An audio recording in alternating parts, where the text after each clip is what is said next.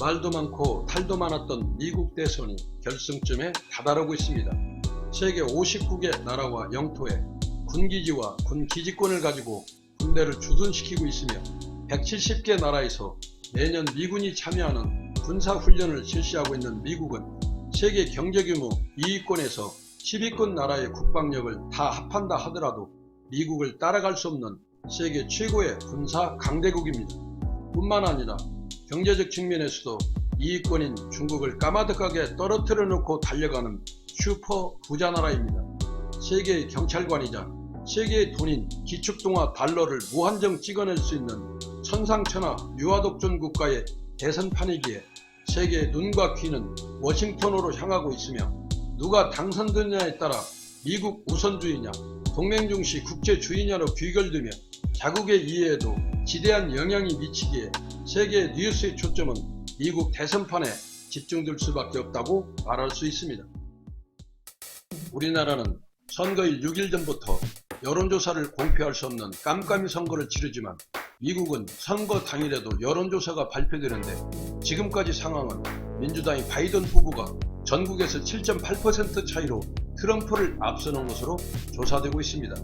그러나 미국 대선은 우리와는 다르게 총 득표수가 아니라 선거인단 수로 대통령을 결정하기 때문에 어떤 후보가 선거인단 538명 중 과반인 270명을 확보하느냐에 따라 승패가 갈라지는데 6개 경합주를 트럼프가 오차 범위 안으로 바짝 따라붙으며 승부를 쉽게 점칠 수 없는 혼돈의 양상으로 치닫고 있다고 현지 언론들이 공통으로 보도하고 있습니다. 지난 2016년 대선에서도 힐러리 후보가 전국 여론에서 앞섰고 실제 득표수에서도 300만 표가 많았지만 러스트벨트 6개 주를 트럼프에게 패하면서 패자가 되었습니다.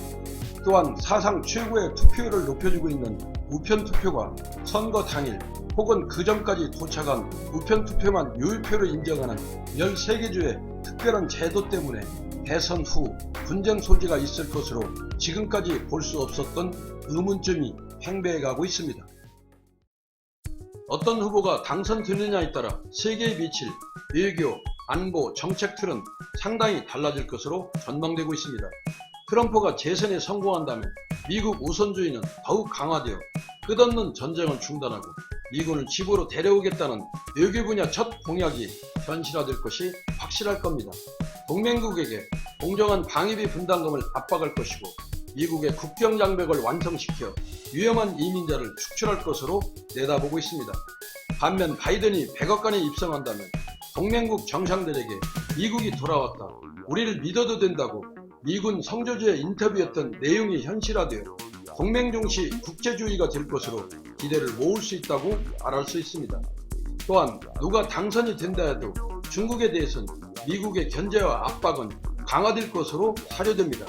트럼프 전략이 바이든 전략보다 좀 더 공격적이고 일방적이란 것 외에는 별 차이가 없을 것으로 뉴스위크가 지난달 30일 보도했습니다. 미국 대선의 지금까지 핵심 이슈는 코로나, 경제, 건강보험 등 세 가지로 압축해 볼 수 있습니다.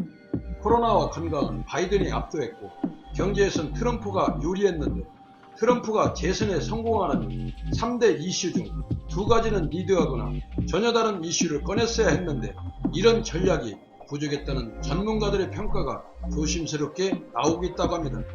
미국 대선이 우리에게 미칠 가장 큰 영향은 북핵 문제로 트럼프는 재선 후 북한과 신속한 협상을 서두르라 할 것이고 바이든은 김정은을 불량배로 보며 핵 능력을 축소해야 만날 것으로 예측하며 역시 방위비 문제와 주한미군 축소 문제도 신경이 곤두서는 것으로 사료됩니다.